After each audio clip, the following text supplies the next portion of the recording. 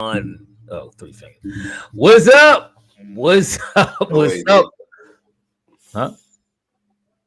We they, here. they won't let me go live on Twitter for some reason. So I gotta So You gonna redo it? are we still live? Or am I bringing the energy or no? all right, go ahead. All right. I don't know what Tim doing. He's supposed to be listen. He was That's sitting what here happened when waiting you for ain't. That's what me. happened when you ain't on it so long. Yeah, that is. I guess you're right. Yeah. So I ain't gonna knock his hustle. I ain't gonna knock his hustle. There's a lot going on. It was a long summer, special convention, a whole nine. For those who know, you know. But yeah, we back here in the building. Philly Uncensored Sports Podcast. When Tim get the Twitter situation, whenever he get that shenanigans under control, we'll be live on Twitter. But we here in your building live on YouTube, and we here to talk about the biggest game of the day: USA and Serbia. And this game, correct me if I'm wrong. This game will go down as a Steph Curry game. Steph Curry / Joel. How many points did Joel end up with? Matter of fact, I ain't see that. 19. Okay, so Steph Curry game. So it will go. No, it's gonna go. Or LeBron James with his triple double. That was huge. What's up, Zig? Listen, you can have your time when you have your time, but this is my time. You said correct you if you're wrong, so I was going to correct you. You're right. Okay, don't correct me. Let me do my thing. Steph Curry ended with 36 points. He couldn't miss. I think he was 8 for 12 from three. Tell me if you know the stats. Let me know. At one point, he was 7 for 10. 70% from three. He completely blacked out, and they needed every shot. And this is why I'm so big on efficiency, because without that efficiency, we wouldn't have been in this. By the time the fourth quarter rolled around, in my opinion, without Curry playing on that level, this game would have been over. We was already down, I think, 13 or 14 when the fourth quarter got there. So if he wasn't playing that well in the first three quarters, we probably been down 20-plus points, and I think it would have been an insurmountable comeback. But needless to say, they put on a tremendous defensive effort in the fourth quarter. Everybody got in the party. KD, Joel, Bron, the big four did their thing, and we eked out a 4-point victory. And we playing for the gold or the silver, but hopefully the gold. What's your thoughts? I mean, you speaking efficiency. Embiid was 8 for 11. He shot 72%, 2 for 3 from three. He's a little efficient, but to me, LeBron James, what they call him, Captain L'America. Like, LeBron been hooping, bro. Brian been consistent and hooping. I was Ziggy. I was. To me, I'm gonna tell you something. Not Steph. Steve Yeah, Kerr. What about Steph? No, shut up. Steve Kerr is getting exposed, bro. That's what I want to know, right? All right. Okay. So down the stretch of that game, if you have Joker with 4 fouls, right, and Steph Curry is cooking, don't you take whoever Joker is guarding, and they're switching off on everything. Don't you take whoever Joker is guarding, and you run them in the pick and pop or pick and roll situation? So then that way Joker has to move around and get around that screen. And if they switch, he switched on Curry, and there's nothing he could do to stop Curry, especially with 4 fouls.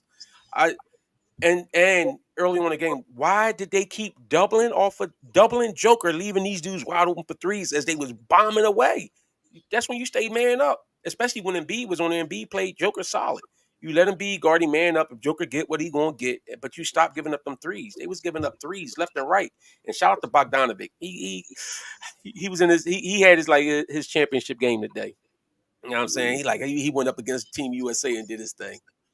But it was a great game. I think this was the best game so far, at least that I've seen. I don't know, maybe I missed some other tier games, but this was the best game so far, in my opinion.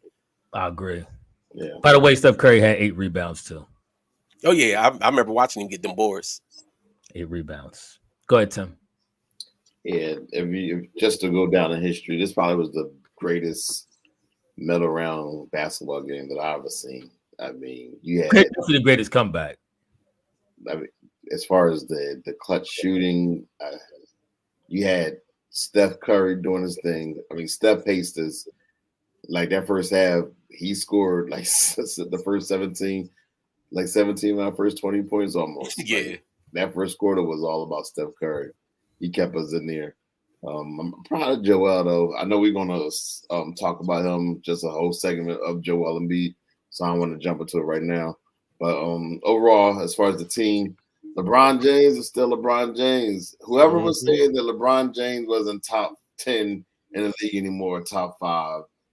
I think you might have been one of them, but No, it wasn't. No, it wasn't. We'll get back to it. You've never heard any. I promise LeBron. you put Giannis over LeBron when I was trying to say LeBron was still better.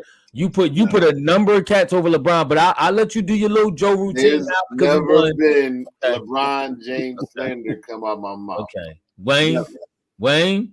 Wait, have you ever heard me hate on LeBron James? I don't know. I can't even remember. Don't get me lying. Exactly. I know it's a lot of Embiid slander from him. I'll sign up to that one. That's me. But as far as LeBron, no. And then you see you see the results right now. Now when he's in the medal round playing for the gold medal. But also, if you want to give somebody the props too, Kevin Durant. Kevin Durant is the all-time. We got to salute him too. Thank you, Ziggy. The all-time. What he said, definitely putting Brian down. You just said it just to say it. No. Matter of fact, let me block you. I'm blocking you right now.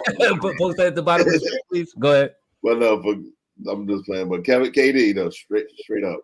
KD is the all-time leading scorer in NBA basketball, Team USA basketball. So applause to him. I mean, we haven't been on the last couple of weeks, but it was the one game where he scored like 20 points, 23 points in the first half alone. So, but this game, Serbia came to play. They did not want to lose this game at all. And they came out and they did that thing. So salute to Serbia. They're gonna take home that bronze. But for the Team USA, we're about to get that goal all the way. I got a problem with Team USA too, though. Like with the lineups and the rosters that they run out there. So you telling me you putting Derek White out there over Halliburton? Like, see what happened was Derek White shouldn't even be on this team. That should be Jaylen Brown. And Grant Hill can miss me with his explanation. But this was the third time we played them. Remember, we routed them the last game, so they're probably looking at it. Okay, this is the results we had the first time, the second time. This worked, so they try to say the third time. Everybody knows. Everybody knows when it's hard to beat a team 3 times in a row like that. That's football. That's football. Okay. No, I mean, basketball too. My thing is he was probably out there for more defense than anything, because I mean at a certain point you had the offense cooking, but you had to stop them cats, and Serbia couldn't miss. Like they was hitting everything.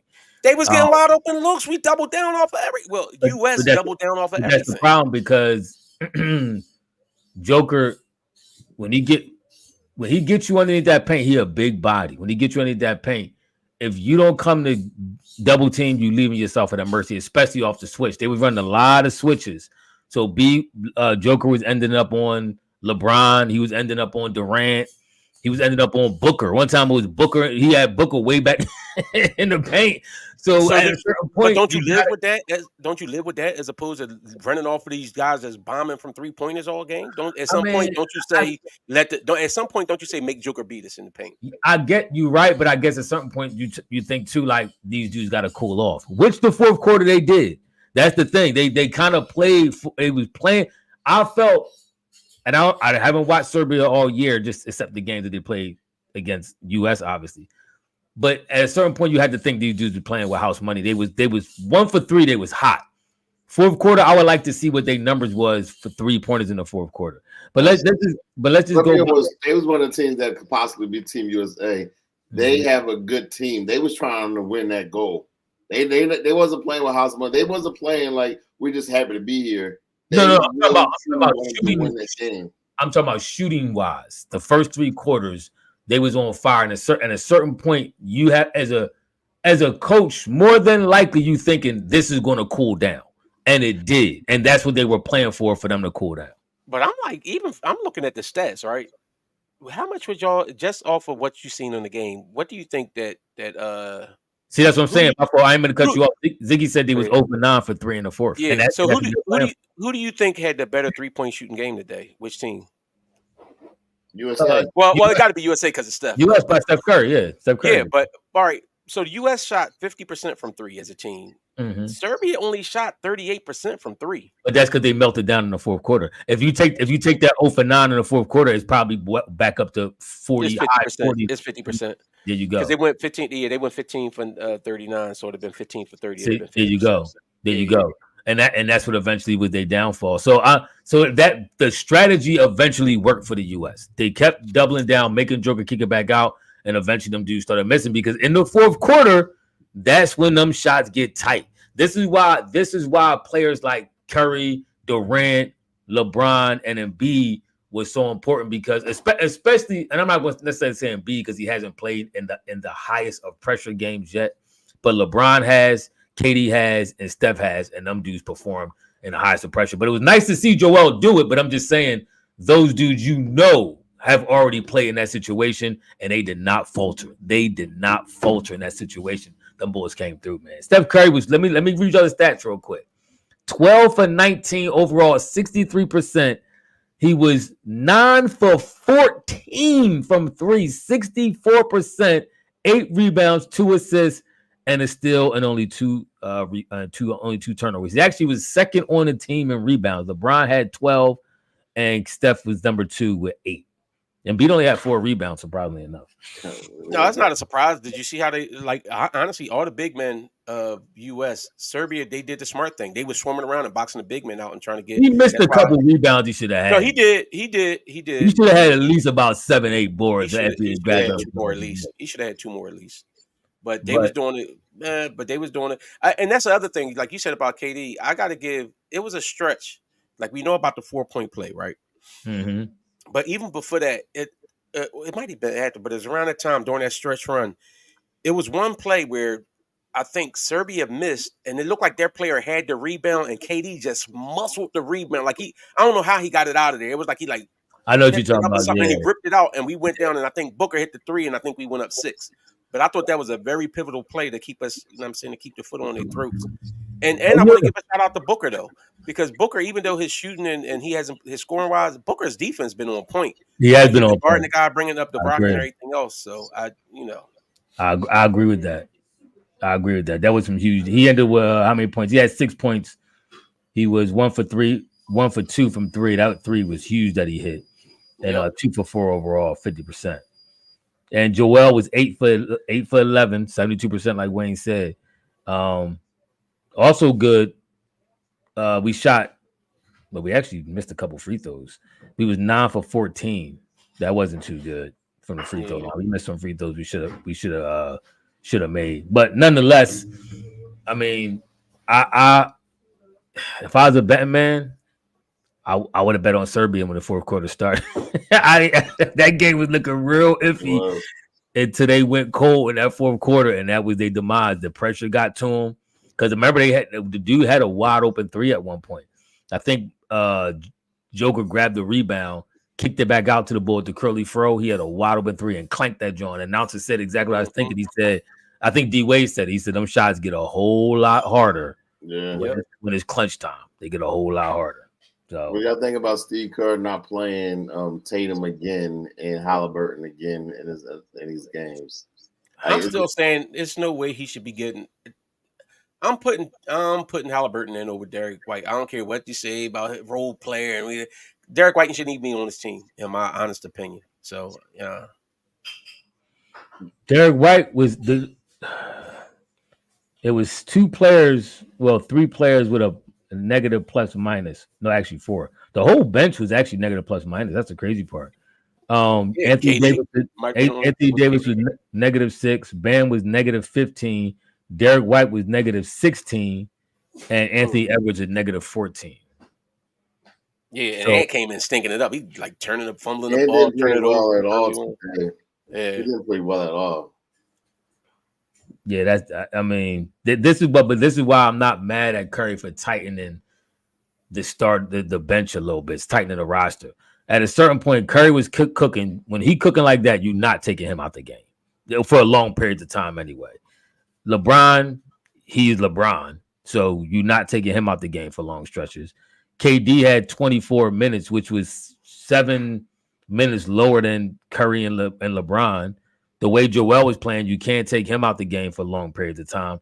So I mean, they took him out for enough. He only got 26 minutes. You got Bam had 9 and Anthony Davis had 10, and neither one of them was really playing too great. Anthony Davis missed 2 free throws. That's what I'm saying. games. But that's my point, though. I mean, the game is what 40 minutes long in this 10 minutes. Only 40 minutes. So it's only 40 minutes. So you're gonna have to rest B somewhere here and there, and then you get Anthony Davis in. You get squeak Bam in there. I mean, really, where do you see him putting in outside of? I agree with Wayne a little bit. Outside of Derek White and Halliburton, where do you really see Tatum getting in this roster? I guess once KD came back, it's kind of honestly. I mean, I thought about putting him in instead of Bam. Like they had Bam trying to run like this. Bam was running like this power forward play, but it was like Serbia was a smaller team. I think Tatum would have been a better fit. As soon as Bam came in the game, they went zone and was daring him to shoot from outside. So I think I would have put Tatum in a little bit. You know what I'm saying, instead of him. What about Drew Holiday minutes? Bam is a great rim protector, though. Great defensive player, great rim protector. What about Drew Holiday when they was getting manhandled by Joker? I mean, but that's Joker. Like, ain't too many people. I Joker mean, manhandling Embiid. Drew is famous for his clutch defense. Drew gave you 7 assists, only 1 turnover. He didn't give you any steals, any blocks. Yeah, Drew was solid. I mean, he was like, I mean, yeah, he went 1 for 2 free throw field goal with both of them 3-pointers. He, like Ephraim said, he had the 7 assists, so he was dishing the rock out, and he played solid defense. I'm not mad at Drew Holiday minutes. It's hard. Once KD come back, it's hard for Tatum to get in his roster. Maybe I agree with Wayne. Maybe you could have did him a little bit in that facility, in that area. Or you could have put him for Anthony Edwards. Anthony Edwards ain't played.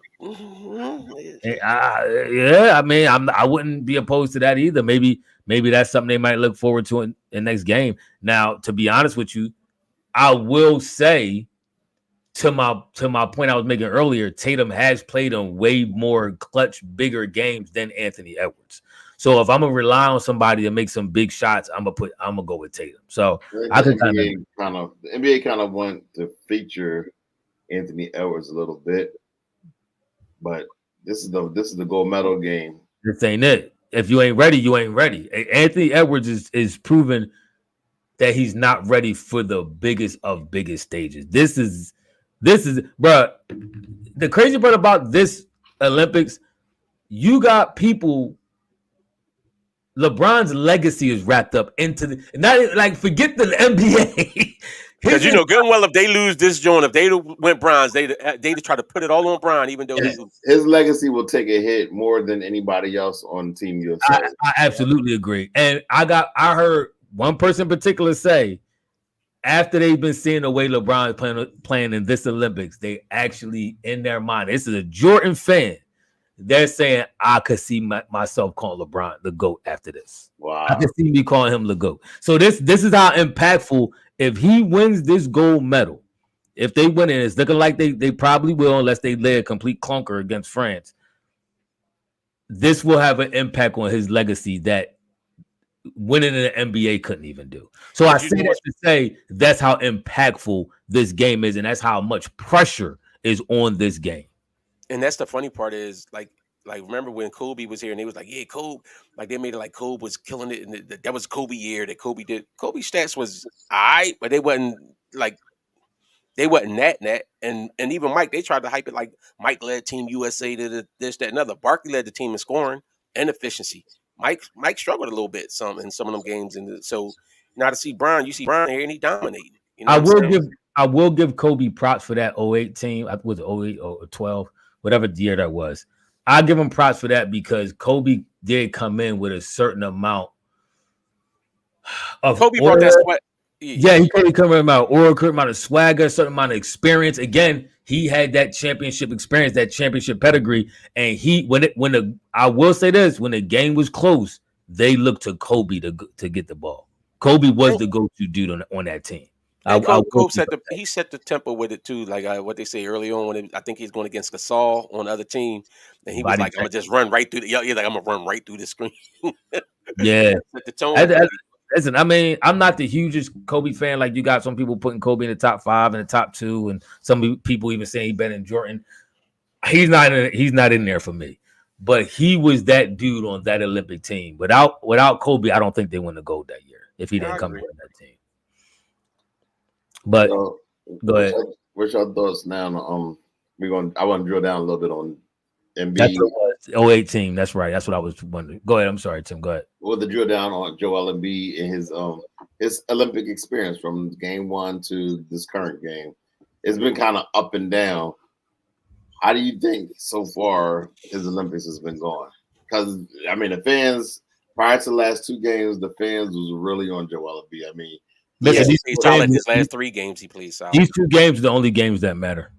If he ball out, which he did this game, if he ball out in the France game, that's the only games that matter. Yeah. Be honest with you. Like it's like Curry. Like all them other ones, he wasn't playing. He played good.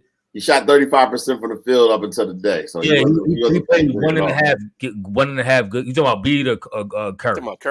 Curry, he was only shooting 35% from the floor. Yeah, that's what I'm saying. He only had 1.5 good games. He had the 1 good game, and I think like a half another game that was halfway decent.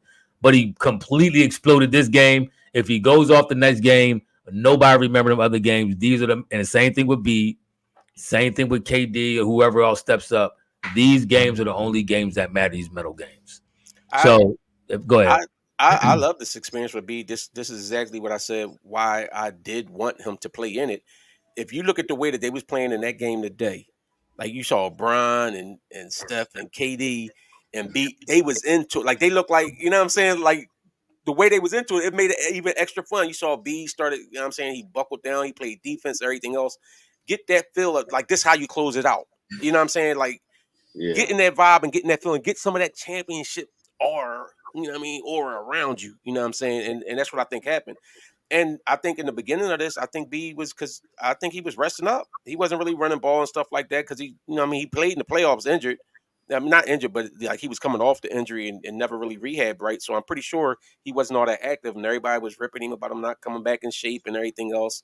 And he did, but it was a reason why.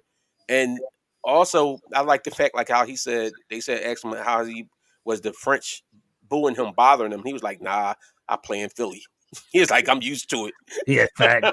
You don't get booed in Philly like that. Maybe once. No, B catch a lot of criticism. B catch a lot of criticism in the city. True. Stop. But I will.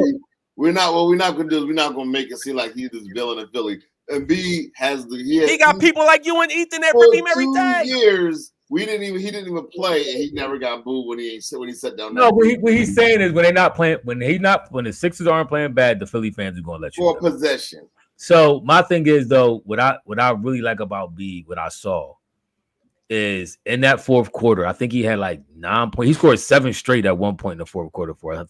I'm not sure how much he ended with total in the fourth, but he didn't look scared. The moment didn't look too big for him. And like I said, this is the highest pressure moment he probably will ever play in. Even if he goes to an NBA Finals, unless it's Game 7 in Philadelphia, it's not too many more high pressure moments than this game and the next game that he's going to play in. And so far, he passed the test because this game was huge. He showed up huge, and we'll see what he do next game. And especially a couple.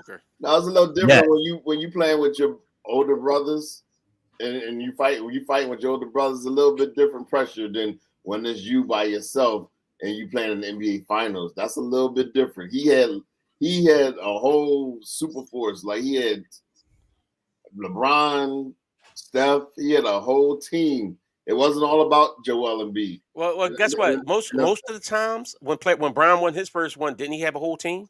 No, didn't he have other talent around him? When Steph won his, wasn't his like a team? He like superstars. Joel has superstars. He has 2 megastars on his team. When Joel is Embiid, when he's in the finals, he's the superstar, and everybody else is below him. He got peers. Well, guess what? And that's why I said I want him to get this experience. All that being said, to me, it depends on how you take it. Because you could take it like, listen, if these dudes is going to look at me funny style if I don't show up. So it's still pressure coming from every in my opinion. Because you play with good when you play. I know when I play, and I'm not the best street baller out there by no means, but when I play with better dudes, it's in all honesty, it's easier for me when I play with dudes if my team is on my level. When I'm playing with dudes who are on a better level, I don't want to miss a shot because I don't want to disappoint these dudes who hooping. You know what I'm saying? Like it's then you start feeling bad about shooting because it's like, dang, if I'm missing, like I might as well pass to him. I mean, I might as well rock to the ball that's going to score. So, but like I said, the moment didn't look too big. He came up with some huge plays, man. The N1 play he had two nice mid-range joints. He had to come through the lane, dunk. Like B was hooping, man. He did his thing. I was impressed. He didn't fall, and he didn't shy away from it. The one play he was about to take it, he lost out of bounds. But he was getting the ball, he was being decisive, and he was taking the shot. He showed out. Can't hate on that. But to be fair, I think the first couple games of the series, he was a little. I think the moment might have been too big for him. I think he kind of adjusted. I don't know if somebody got in his ear, told him to calm down, like you're amongst family. We good. We're gonna do this thing together. Something happened. Something transitioned. But those first couple of games, he was playing horribly. I mean, I don't think he was in shape, but it could have been some of that too. I just don't think he was scared to death. I don't think he was scared to death. I believe he was scared to death. I don't think he was scared. And I think to his credit, he got it together. To his credit, he was remember, he didn't even play against South Sudan one game. They sat him on the bench. He was the only player that didn't play that game. But he got it together. Now I gotta give him all the props in the world. Hopefully this rolls over into the regular season where he leading us to NBA finals. I could buy some of that about him, getting his mind right. I could buy some of that. Ethan, he should have been on the pod tonight, but he posed a question earlier.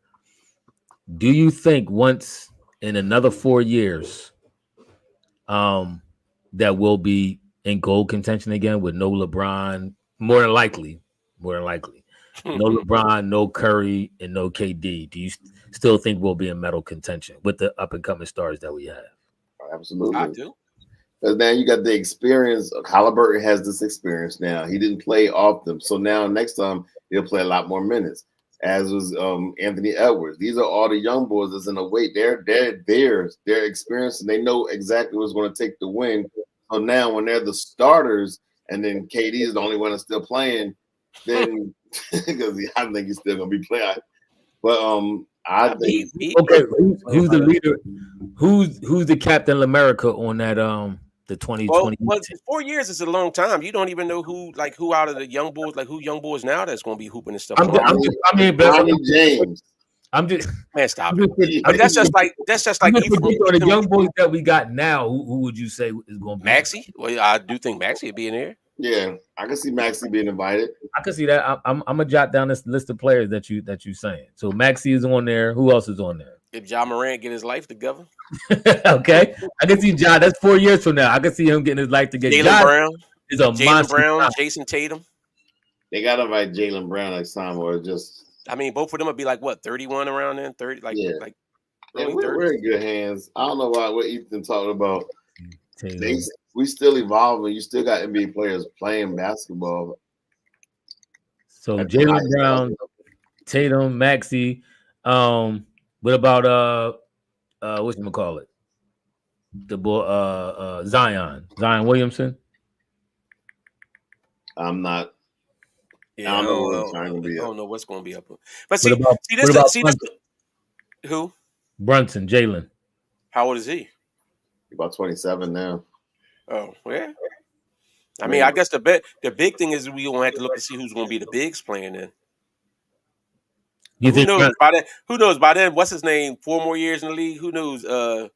Wemby mess around and switch over and become a U.S. citizen. You know how that go. Be the U.S. citizen. Listen, let me tell you something about the USA. When it comes to these Olympics, they go out and get I don't know if y'all saw the picture of the U.S. table tennis team that won. Every last one of them was Asian American. Yeah, because it's usually China winning them, Joe. But this how U.S. do. They go out, you know what I'm saying? Well, they born in the United States. They have the right to play, or they got their citizenship. They have the right to play. Yeah. Who's our bigs gonna be? I mean, would Joel come back for another? It's gonna be Wemby. It's gonna be Wemby retired by then. So 4 years, you think he'll be retired? Nah, I'm just messing with him. I mean, I don't think he's gonna be on the level that he is right now, though. So he might not make it. You know what I mean? Be invited.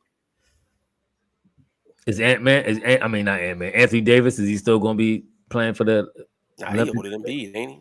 It might be Chet Holmgren. It probably Chet. You still got what's his name? Bam. How old is Chet Bam? Holmgren, ain't he foreigner? Where he from? Utah. I don't know. Oh yeah, how about marketing? Marketing probably be on the Olympic team by then in 4 years. The boy over there in Utah. Oh, they in the car. Yeah. Look. See, and one of the points Ethan was making, I get what he's saying. 'Cause like when you see, like he was saying, how all these good shooters they got overseas and stuff like that. But even in the NBA, the highest 3-point shooting percentages is Check from mostly Minnesota. Americans. Okay. But you got to remember some of these guys that's playing over there now, like that team for Serbia. How many of them going to still be there in 4 years? Is Joker still going to be playing in 4 years? You know what I'm saying? So those things, we looking at what the U.S. is going to have in 4 years. What these other teams going to have? So you don't think these other countries are closing the gap? From when? From the Dream Team, absolutely they closed the gap. But so you don't think the gap would be even closer in 4 years? I think we are where not we necessarily. I think one of the things that also adds to these foreign teams is this is the league. This is the rules they play under most of the time. Like them dudes, most of them dudes, that's their league. That's their rules that they used to, and them coaches, that's what they used to coaching and doing stuff like that. So I don't even think it's as much as rules or as more as it is fundamental basketball. You watch these other teams, they run picks, they run screens, they move. In the United States do a lot of ISO ball. All our players, that's why Jason Tatum don't play. He's an ISO ball player. Anthony Edwards is an ISO ball player. That's why these dudes don't get no burn. I don't think it's all that either, though. It is about the rules. Like in the NBA, if you're used to as a big, you can't just sit in the paint. It's the same. And these NBA players are used to flopping. It's the same way when you play rec ball and you sit in that daggone paint. You can sit in there all day, but when you're gonna play under the whistle in the United States, you can't just sit in that paint. It's 3 seconds in the paint. That's timing and everything else that you gotta. That's an adjustment to make that kind of stuff mentally and how you play defense and stuff like that. They don't give you They don't give you all that. You know, the United States, they play for the whistle too. A lot of these dudes play to try to get the foul. I'm about to pull over in a minute. They play for the whistle. They try to get the foul. They not giving you that over here. They not giving you all that. And they still stomp in the mud hole in most of the teams they facing. FYI, Laurie Marketing was born in Finland. Oh, was he? Yeah. Yeah, so you don't got to cross him off the list. How? I mean, B wasn't born in the United States. I'm just saying. That's not a shoe. Finland got a team. So you chasing these other dudes' stars just in order to make the U.S. better. That's what you must have missed what I just said. This what the U.S. table tennis team was all Asian Americans. That's what the U.S. do. They've done it for years. Remember during the Cold War, it'd be a whole thing about they go get the Russian dude to get him to defect to the United States to be an Olympian. That's what they do. That's what all these France out there trying to get Embiid. You know what I'm saying? Like, this is what them dudes do. It's all about the win.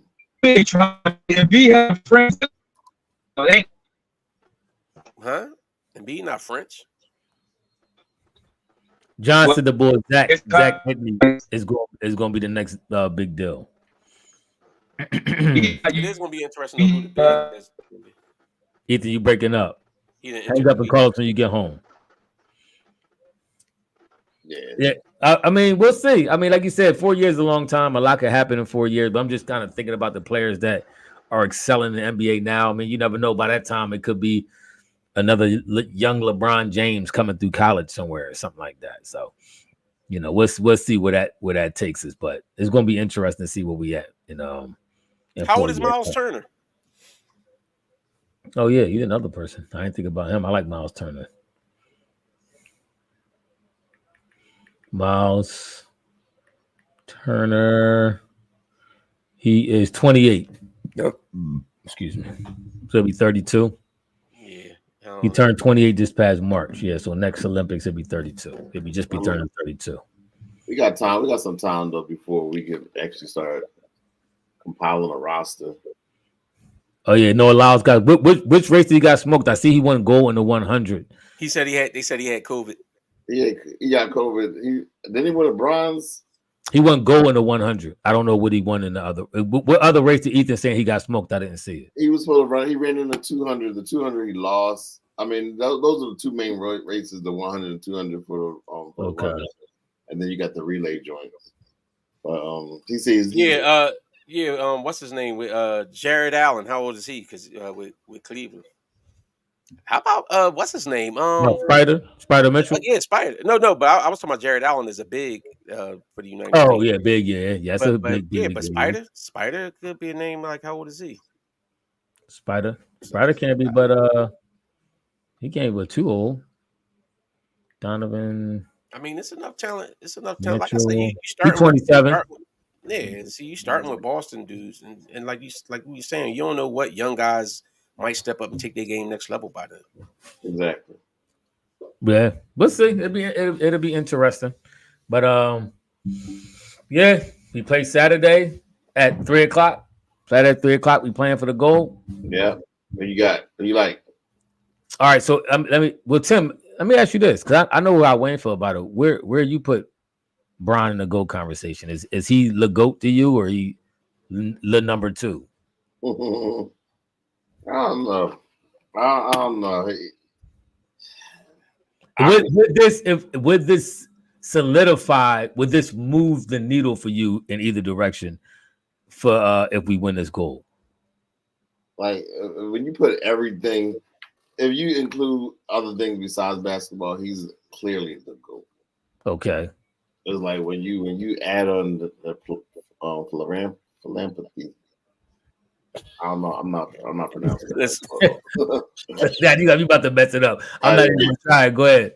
But if you all the things he did, like the school that he created for like Akron, the kids in Akron and Cleveland, all of the fact that he has no allegations, nothing, nobody coming down saying he did this, he cheated on his wife, the scandals, all that is none of that is there.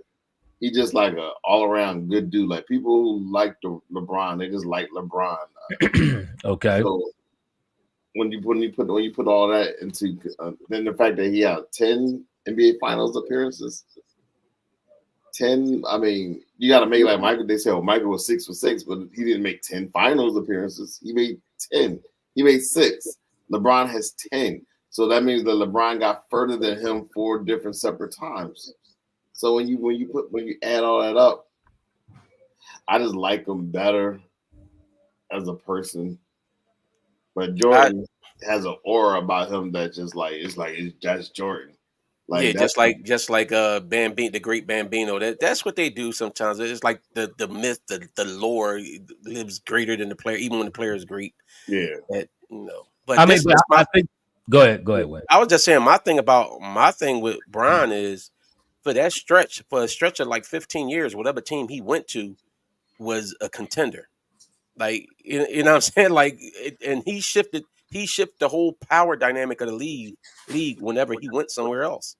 So I mean, at that point, like when he was going to all them finals in a row, if he'd went to almost any other team in the league, he still would have been considered a contender.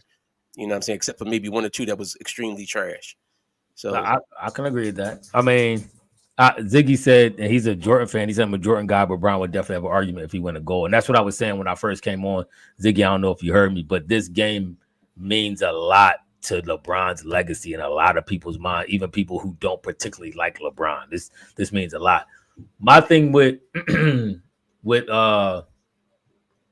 LeBron James is, I mean, I think y'all know where I'm at. I think he's the greatest all-around basketball player that's ever played. Jordan had the best career. Like if you want to say from the way he won the 6-0 in the finals to the sneakers to just him being like taking the league to that next level after Magic and Bird kind of faded out, you could argue that he had the best career from that aspect. But LeBron to me is the greatest all-around basketball player. Rebounding, passing, defense, scoring, he could give it to you all. And as regards aura, aura takes a while to build that aura. Like Jordan built that aura off of winning and the sneakers and all that. I think LeBron is going to have the same effect 10 years from now. Like when LeBron retires, his documentary going to drop. Like the aura that LeBron James is going to have is going to be crazy. It's going to be Jordan-esque. Like this is the only dude that for real, really, really, really had a shot of this generation, with this media-driven generation, had a shot at dethroning the Michael Jordan. And that speaks volumes in itself. And his longevity, the years that he's been in here, Bron's taking care of his body. He's dedicated himself to the game.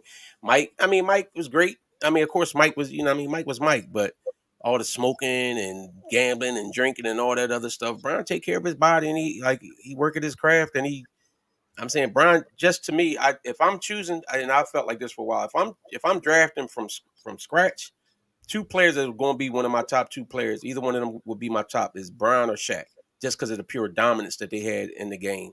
Like whereas though it's like for real, nobody could check them. You take Shaq over Jordan? Yeah, because I feel like if I'm drafting a team, I'm not saying Shaq is a better player, but if I'm building a team, I think you can find guys that could just put up baskets like Mike. You could get Kobe. You know what I mean? They all get other dudes. They disciples of Michael, though. They all disciples. The reason why who was the other Bron? Who was the other Bron? Where have you ever seen another Bron? Who was the other Bron? No, you're not seeing a LeBron, but and that's what separates Bron from a lot of people. But the reason why I'm not, and I used to say that too. I used to be like, well, Shaq was so dominant, but Shaq had limitations on his game. Like at certain points in the game, it could be a 2-minute game, and if it came down to free throws, you had to take Shaq out the game. You don't have to do that with Jordan. I would never take Shaq over Jordan because of that reason. You got to take Shaq out of the game. Shaq also plays because Shaq also plays defense. Shaq I'm talking about if he got to shoot free throws and he's 50% free throw shooter and the game is close, you start doing a hack of Shaq. What you going to do? Leave him in the game like you did Ben Simmons and cause yourself to lose? Okay, you don't pull Shaq. They did actually pull Shaq out the game. You do know that, right? No, I do know that. But so if I'm saying if I'm drafting, that's why I didn't say Shaq was a better player than Mike. But if I'm drafting a team and I'm looking at different things I could get, I'll get guys that shoot around Shaq. But I'm saying Shaq to me, as certain players, it's like I can't find that kind of player. Like not saying it's a lot of other Mikes, but it's a lot of other guys that could get buckets. Like Mike. Okay, so if you drafting, and I got the first draft, and I draft LeBron, you drafting Shaq over Jordan. Yep. So I'm asking you, drafting Shaq with your one over Jordan. Yes. Okay. Tim, you doing that too? I mean, it's not like unless you get Mike and Scotty, because Mike ain't never won without Scotty. You know what I'm saying? And Mike went to another team and they won. Let's not do that. Shaq and Bron both went to other franchises and won rings. Mike needed Scotty. Mike needed Scotty. He needed Phil. You know what I'm saying? Mike needed a whole bunch of. If you're telling me at their height, at their all-time peak, Bron wasn't at his their very best season. If you want to take their very best season where they was the most dominant, most fierce, most electric, who are you taking between Shaq and MJ? It's an argument. It's an argument to be made for both because 2001 Shaq is scary. See, the funny thing is, people talking about Bron needed Wade. Now Wade did win. There's no way I'm taking Shaq over Jordan. What did Kyrie win without Bron? What did Kyrie was on that Cleveland team, and they was a lottery team while he was there. So and Kyrie's a hooper, but don't make it like that's. Mike had the greatest coach probably and the greatest Robin of all time. Who was a better wingman than Scotty? Was there any other number two better than Scotty? Klay Thompson was probably one of the top ones up there, but I agree. The best wing. Well, KD when he's doing the worst. Yeah, true. That's true. but then you even had. I'm sure. Listen, I'm sure a lot of people wouldn't take Shaq over. I don't think Shaq is a better player than Jordan per se, but. And then people just think about the point. Shaq was a dominant defensive force. When the Sixers played against the Lakers, everybody want to hype all this defense Kobe was doing. Hey, I was getting past Kobe, and Shaq was waiting at that rim, waiting for him. So Shaq was a very dominant defensive player too. So Go Ray said you bugging. Oh, I know. Listen, I already know. You already know it's gonna be like. Somebody said you was on Percocets. Somebody said you had too much to drink. Somebody else said, nah. So somebody slipped you a Mickey. Listen, if I take Shaq, you know what coach I'm gonna take? Eric Spoelstra. How about that? Shaq won with Spoelstra and Phil. Who Mike win with? Who Kobe win with? I'm not. Shaq was Mike got manhandled by Shaq, and he really got Rodman. Shaq was Manhandled Mike, and he really got Rodman. that was Mike coming back after He got manhandled and Randy got Rodman because Shaq was killing him. You talking about number 45, Mike? Yeah, he talking about 45. I don't care. 23 Mike. 23 Mike wasn't playing. Okay. So why 23 Mike go get Rodman? They need. Why you go get Rodman? They went and got Rodman because Shaq was killing them dudes, and they went and got Rodman. Listen, Shaq was a horse, but I mean, listen, Jordan, listen. I've been the one arguing saying Jordan had a lot of home cooking from the league, and a little bit of just a touch of his aura was manufactured. So I'm not going to sit here and act like nobody could ever even be considered to be above Jordan. Because I said LeBron, in my opinion, I take LeBron over Jordan as regards to all-around basketball player. But ain't no way in you know what? I'm taking Shaq over Jordan. Shaq is a player that you, in possible certain situations, you may have to take off the floor. That's not a person I'm taking with my number one pick. I'm not taking my number one pick. I'm not doing that. If I got number one pick and you grab LeBron, the number two pick is Jordan. That's it. My next pick, you grab LeBron, I'm the up next. It's Jordan. It's very simple. There's no ifs, ands, or buts about it. And like I said, I'm taking Shaq. Yeah, you go right. Your mic did start working at one point. The podcast god said, "You know what? This craziness got to end. We gonna quiet his mic down for Mike had to get help. Mike's help. Robin, help. There's no way. Shaq No way. Superman It's a no-brainer. If you took Shaq over Jordan, I'm telling you something wrong. There's no way you're taking Shaq over Jordan. If you got the next pick, you got to take Jordan. That's it. It's like if you got the next pick, if somebody takes Jordan 1, you got to take LeBron. If somebody told me taking Kobe, I have nothing to say to you. I might take Kobe over Mike. Let me stop. Kobe that ball. I'm not hating. I don't know. All I know is it's a whole lot of Mike. Like everybody want to hype Mike defense, but they always put Scotty on the best player. They ain't put Mike on the best player. I mean, the number one scorer can't do everything. It's hard that to be the number one scorer and the lockdown player you chasing by. Shaq's job on defense. Shaq was number one scorer, rebounder, and defense. Shaq's job was a little easier because he's not chasing guards around. He's pretty much standing stationary underneath the paint. He comes out for a second so he won't get a whistle. Then he goes back under. He's not chasing around Mahmoud Abdul-Rauf around the three-point line or chasing around Steph Curry or whoever Jordan had to guard at the time. No, he was guarding Yao Mings. He was guarding 7'4" people. Yeah, exactly. People who ain't moving nowhere. So that don't take that much exertion, to be honest with you. Well, I don't. He had like 3 people hanging on his arm almost every time he went in the paint. Yeah, I'm talking about for defense. Oh, no, because he was the one helping the other dudes on defense. He was getting the blocks. Kind of like how Mike had other dudes helping him on defense. How he had Rodman come in to help him on defense. Yeah, I mean, and Shaq had, Kobe to help him score. Carry the scoring load. But Mike was Shaq was leading scorer, though. Hey, but people forget Kobe averaged like 1 less point in a second championship run. Okay, but Shaq was leading scorer. I think Shaq was averaging like 28, 29. Kobe is averaging like 28. Shaq went to the finals with how many different teams? 2. 3. Who was the third team? What you mean? He went with Orlando, he went with Miami, and he went with the Lakers. He got swept. Orlando. That's okay. But he got there. So that's Mike got swept with the Wizards. Oh no, never mind. He had Penny on that team and got swept too. Was it Penny? Well, I'm just saying. Mm-hmm. Just saying, they had Penny Hardaway on that team. Penny, and that was actually a great team. Penny, Nick Anderson, and all them. That was a great team. They should have won one game. Was it? Well, you mean when Nick Anderson pulled to Ben Simmons? Yeah, they should have won at least one game. He choked that game. Maybe not the series, but they should have won at least one game. Yeah. All right. So moving on, I think y'all covered that pretty well. Today, Nick Foles retired from the NFL. Was he playing for any? Was he on somebody's roster or no? I don't know. You the only one to hear that like Nick Foles like that. But I would say, y'all, anybody want to get there? Nick Foles, how do you feel? Like, how does he go down as his legacy in Philadelphia? Like, what do you think when you think of Nick Foles? What do you think of? Like, basically, he's Jeff Hostetler.